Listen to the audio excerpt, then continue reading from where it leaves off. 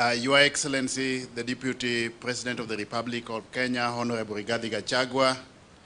His Excellency, the Governor of Nyeri County, Mwalimu Kahiga Mutai, the Charge Affairs of the U.S. Embassy, all members of Parliament present, the principal secretaries, distinguished guests, ladies and gentlemen, good afternoon. Your Excellency,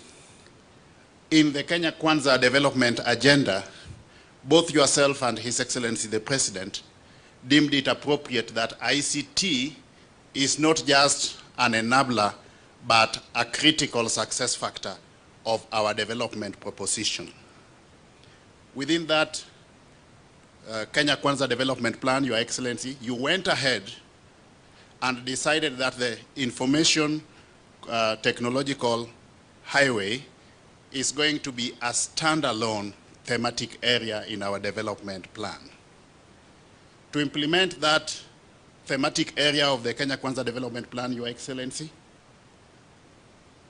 we have gone ahead to determine 4 thematic areas that are also not only aligned to the Kenya Digital Master Plan, but also the Kenya Digital Economy Acceleration Program. The first component of that plan, Your Excellency, is digital infrastructure, where under the guidance of both yourself and His Excellency the President, you have tasked us to deliver a minimum of 100,000 kilometers of fiber optic cable. To augment that, Your Excellency, we are going ahead to ensure that we are upscaling the number of services that are onboarded on our digital platforms from the current 350,000 government services to an envisaged 5,000 government services, so that all government services and processes are both digitized and digitalized, so that the Kenyan public can interact with government from the comfort of wherever they are. In our second thematic area, which is the digital skills, we are simultaneously and correspondingly ensuring that we are partnering with the private sector to enhance the level of technological skills in the marketplace, so that there is optimal uptake of the technological infrastructure that we intend to roll out. While leveraging on both that level of digital skills and the digital infrastructure, we are putting in place deliberate efforts to ensure that we move away from the traditional ways of doing business to embracing e-commerce, so as to enhance the level of efficiency and effectiveness with a view to ensuring that there is an enhanced level of both trade and commerce for purposes of economic development, Your Excellency. And finally, our other thematic area is digital entrepreneurship. In this key result area, Your Excellency, we envisage that we should be able to leverage on the skills, competencies, and capabilities within the Kenyan public, so that we don't become perpetual importers of ICT technology, but we become deliberate manufacturers of both ICT software and hardware, so that we position this country effectively as the ICT hub of Africa, and also position it effectively by way of comparative advantage in the global marketplace. What we have witnessed here today, Your Excellency, is a classic example of the potential that we have among our local Kenyan population.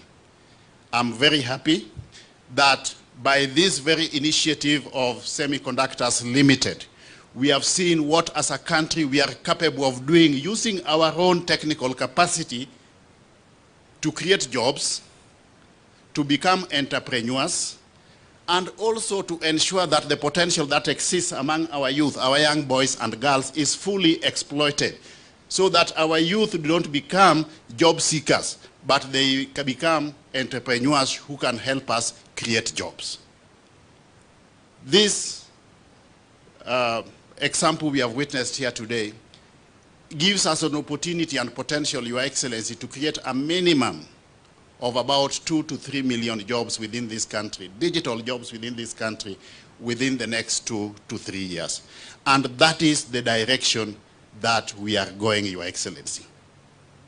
If I may borrow a leaf from Tony Gidinji here, when I finished my O-level at Maseno School, I did not know that one day I will be tasked with this enormous task of steering this integral component of our development agenda to ensure that this country becomes both an empowered and digitized Kenyan society. We have seen that it is capable, Your Excellency, and under the continuous guidance of both yourself and His Excellency, the President, I can assure you and all stakeholders that as a ministry we will put in place an enabling policy, legal and regulatory framework that is responsive to the needs of the market so that we can facilitate sustainable economic development of this country while leveraging on technology.